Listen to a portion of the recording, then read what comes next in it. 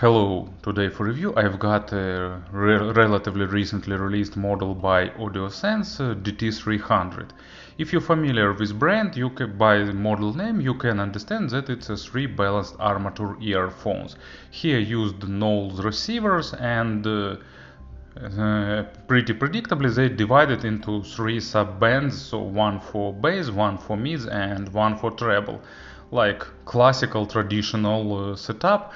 And traditionally for Audiosense we can expect good build quality, nice accessory set, normal design and a reasonable price, and all these expectations delivered here nicely. Price is about $160. I will add links to the AliExpress shop in description. And what about others? Now let's have a closer look and let's find out.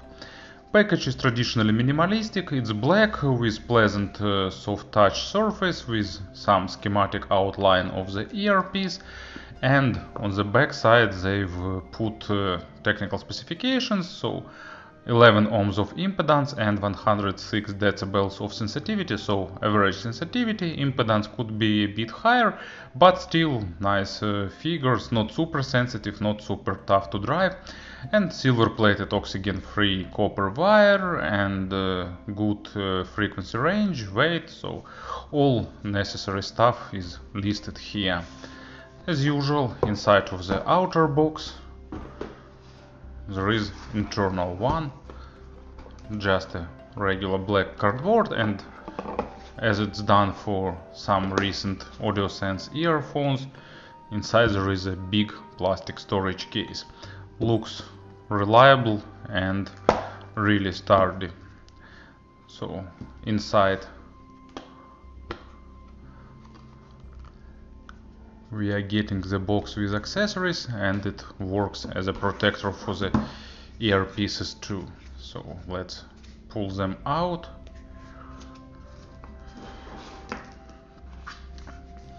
And traditionally for Audiosense we will get big bunch of everything. Let's go. Now that's it. So earpieces, stock cable, cleaning tool and bunch of different tips. Rubber with green stems, and that tips that are Sony like, really like them, and rubber with blue stems and foams, so tons of tips in the accessory set, and add here this case, so that's why I think you will agree that accessory set is really great. In terms of design, it's a really traditional shape. They are made of plastic. It's probably resin. I'm not familiar with polymers, but probably it's resin. They have anatomical shape, nicely fitting into any ears, and design is just good.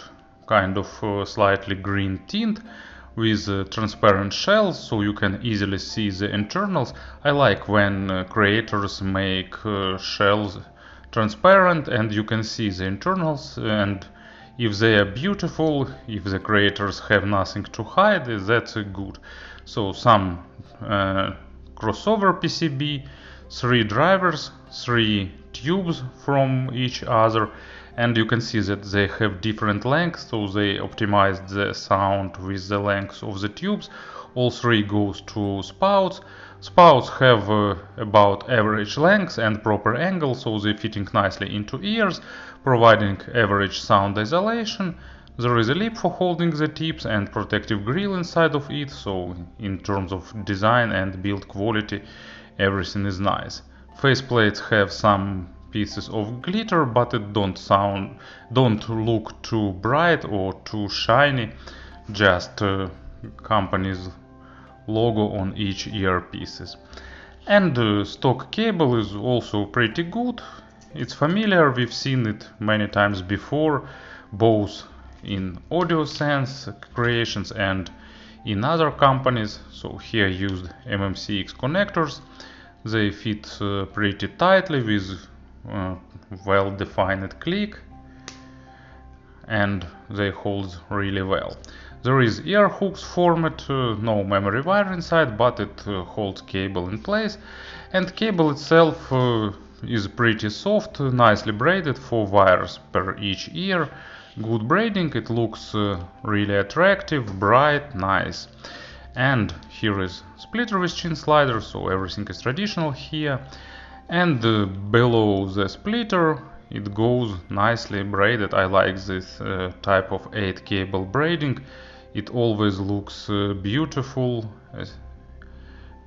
forming nice patterns, and goes down to the angled jack, pretty compact one. So cable is good, microphonic effect is low, it's not getting hard when it's cold, it's not almost not tangling, so in all exterior aspects Audiosense DT300 are done really well. And of course about the sound, I gave them about 48 hours of burn-in, but sound didn't change much, actually it didn't change at all. Balanced armatures really rarely need some burn-in.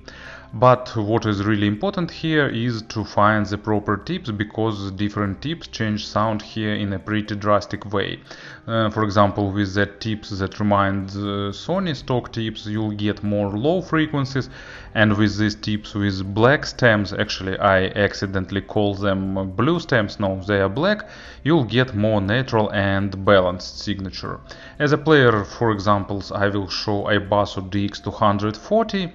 And in terms of general representation, this model is sounding like not typical, like really well-tuned balanced armatures with slight hint of added warmth, but not too much. It's, the example of take 3 good receivers, tune them properly, and you'll get a clean, crisp, engaging sound. It's detailed, but not over sharpened, not over focused on the micro contrast, and overall I'd rather call it as musical balanced armatures. Not monitoring balanced armatures, it's musical type of balanced armatures representation.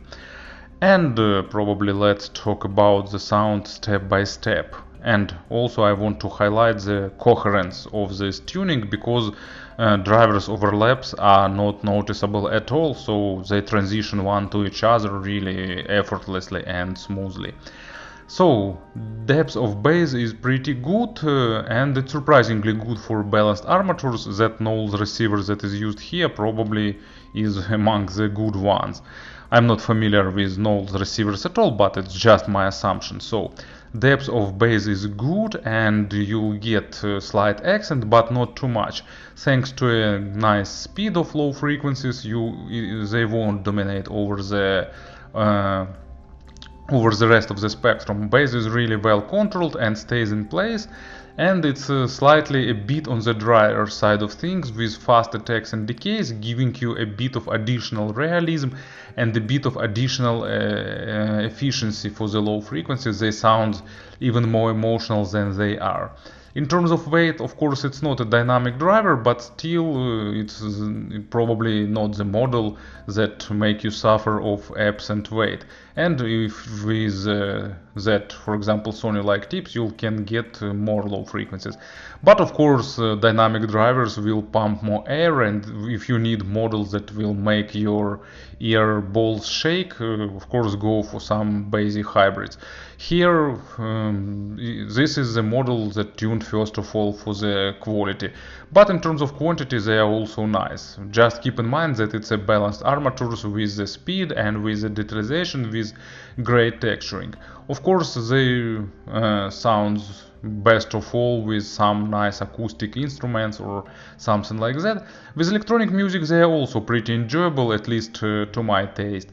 But as an example, I've selected Musica Nuda, their live album, and track Roxane from it, and here Ferruccio Spinetti plays his double bass in a bit aggressive manner with really sharp notes, and these earphones definitely will give you that sense of aggressive double bass with fast pulls of the string and fast releasing it, and it will sound really super highlighted and really engaging. It gave me shivers. So I really like this model, and for me it's hard to avoid like overpraising them or over complimenting them.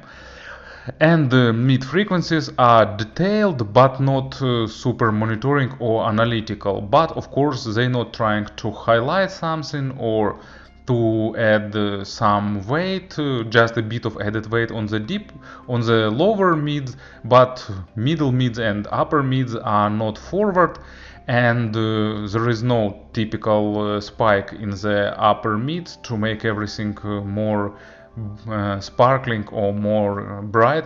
But at the same time, thanks to the good resolution, it's not necessary. Mids have a really nice amount of details, but it's also a bad news if you have something poorly recorded, because these earphones will definitely represent it. But with good records, they will overwhelm you with amount of nice details and nuances. But of course it's also really tip dependent, because with other tips you can get pretty warm signature. So they're not super resolving, but I really like resolution here, and in terms of, and you need a bit of usage to the absence of that upper mid spike, because at first it sounds that something is missing there, but after usage to that signature you'll understand that it's all here, and it's just not as forward as in some other models, but at the same time it sounds really natural. And in terms of staging, they built a stage that is noticeably above average, both in width and in depth.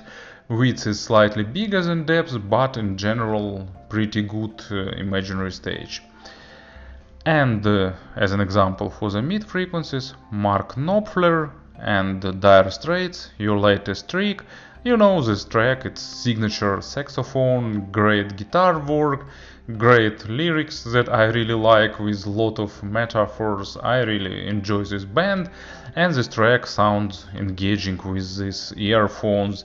They have nice foundation with that low frequencies, and of course technical mids also complement that. And a good treble also playing important role here. And in terms of treble, they are not forward except of spike at the 8 kHz area. If you're super sensitive to the 8 kHz range, keep that in mind, but in general for me treble here doesn't sound too sharp. Of course it's a typical balanced armature treble representation with fast attacks and decays.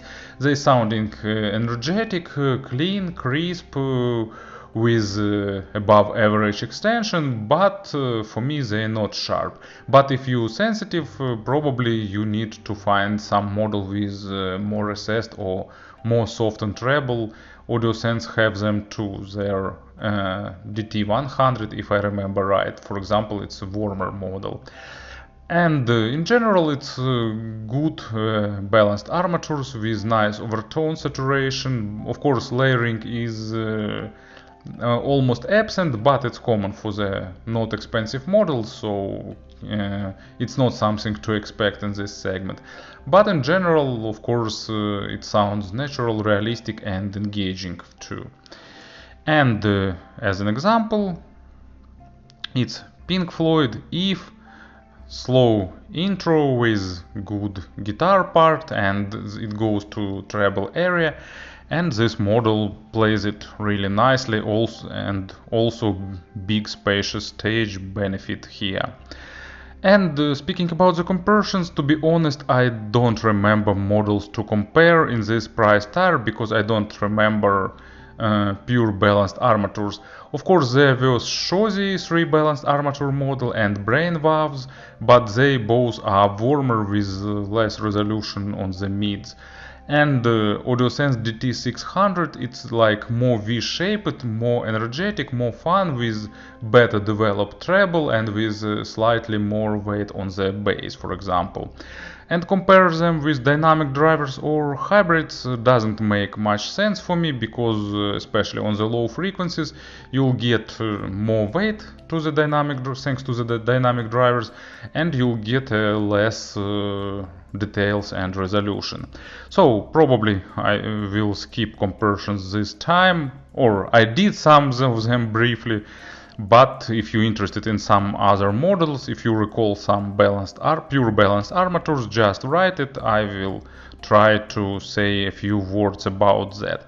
But in general, to summarize it, Audiosense created yet another really good model, and probably it's just their style. Take good drivers, tune them properly, and release a good model at a good price.